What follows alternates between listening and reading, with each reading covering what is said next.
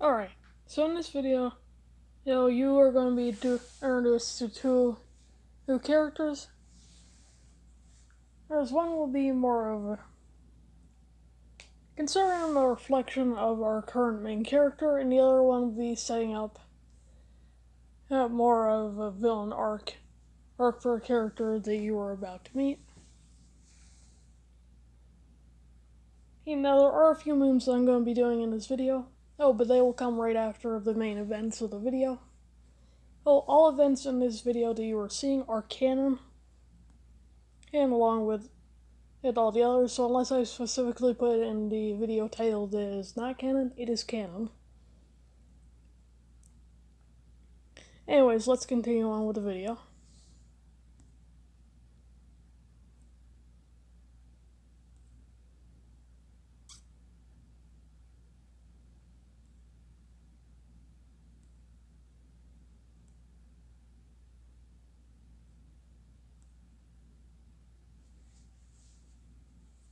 Now that is what we are calling a daemon, and if you have seen the Golden Compass, then you will probably know how these creatures work.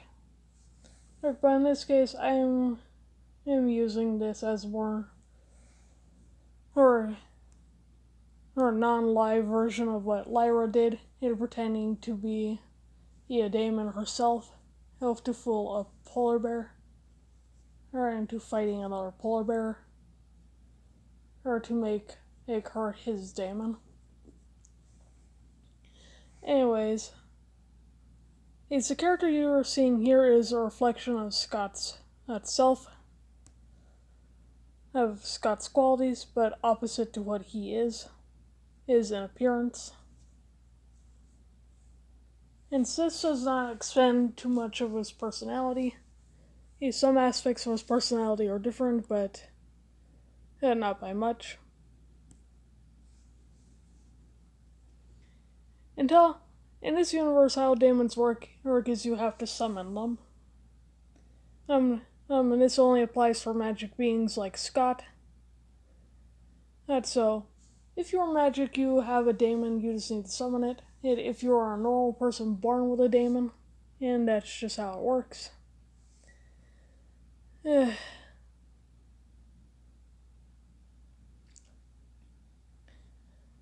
Anyways, let's continue.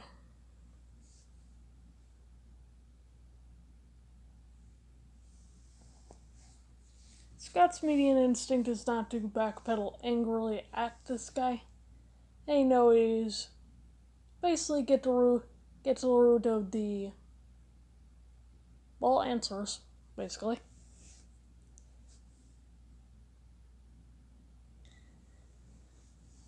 This being, he just tells him that he has no name yet. He is a daemon, and until he summons him, he shares a body with him. Basically, the dude gets straight to the point.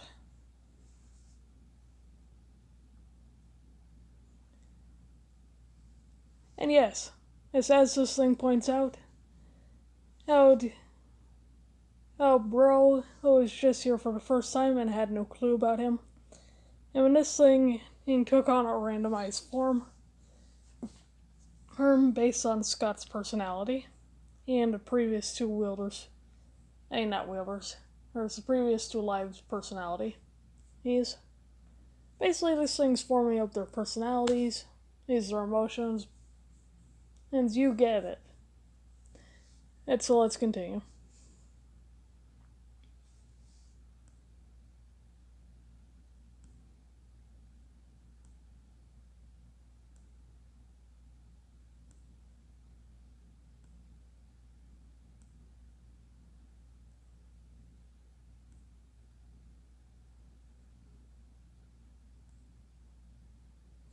Now this being has albinoism.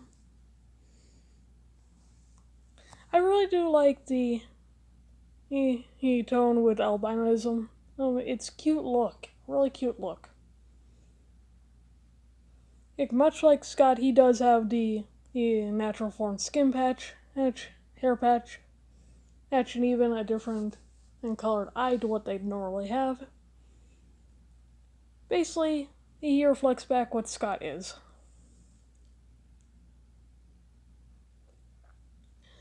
Scott even goes as far as to call him out on the fact that they usually take the form of animals and not people.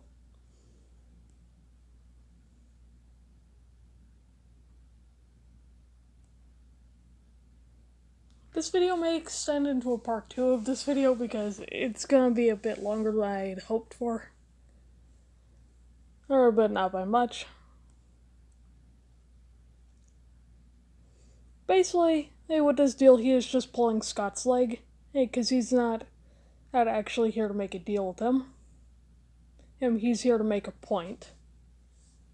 And get some answers of his own.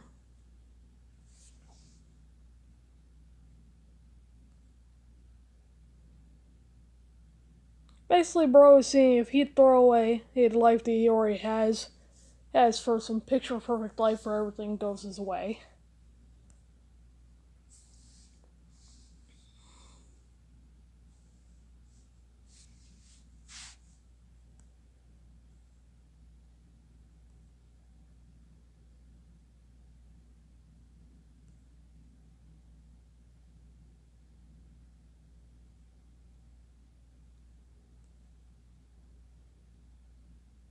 Basically, he just wants answers from him. He's not really mad at he's rejecting the deal. Well, he's mad at it because, as technically Scott already did that. And now this is the Daemon's actual form, or more of a mixture of a bunch of different things and qualities.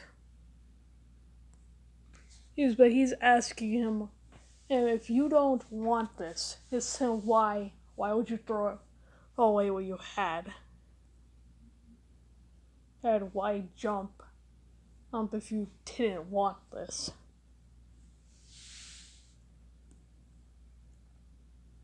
Basically, bro is asking, why'd you do it? And what was the point? And if you didn't want this, so you didn't want to throw away what you had.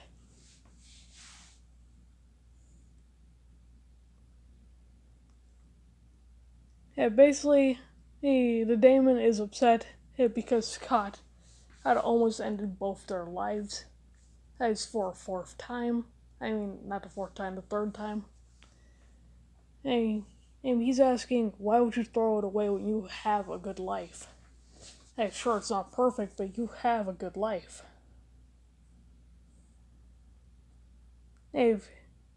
If he's asking Scott this because he's confused to why he would do it.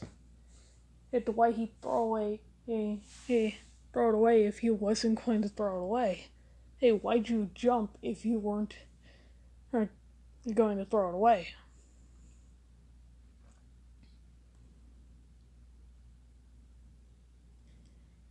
He's trying to tell him that people do care, and that he shouldn't have done what he did because people care and it will hurt them when you're gone. And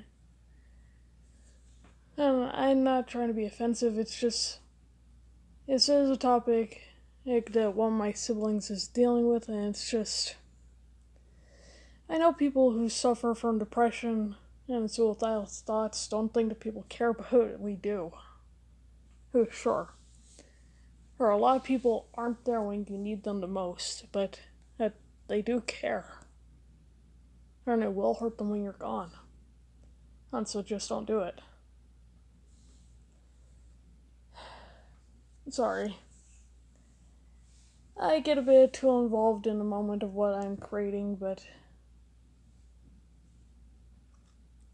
it's just a personal topic for me.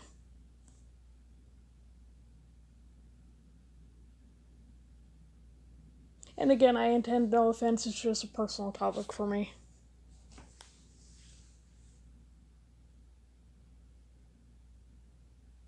And for the Daemon, he is listening to people who care. Because he wants him to understand that there are people who will generally be there for you if you give them the chance, if you let them in. And quit shutting the door on them. Because, there's a lot of stuff that they couldn't have known about outdo Scott's situation, but if he actually let them in and told them, and despite what was happening, he may have been able to help him.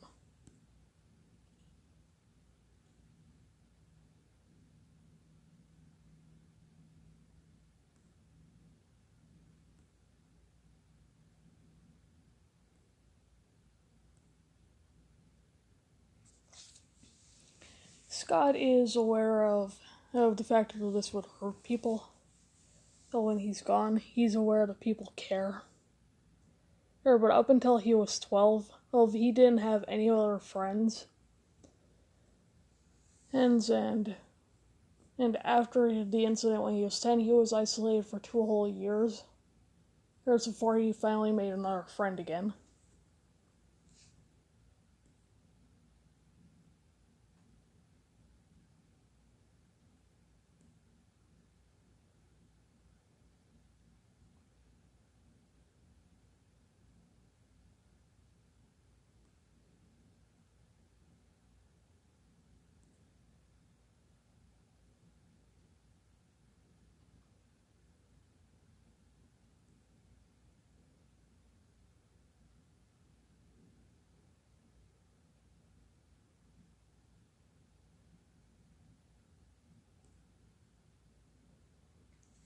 This is the information that you need to be aware of for the next few scenes.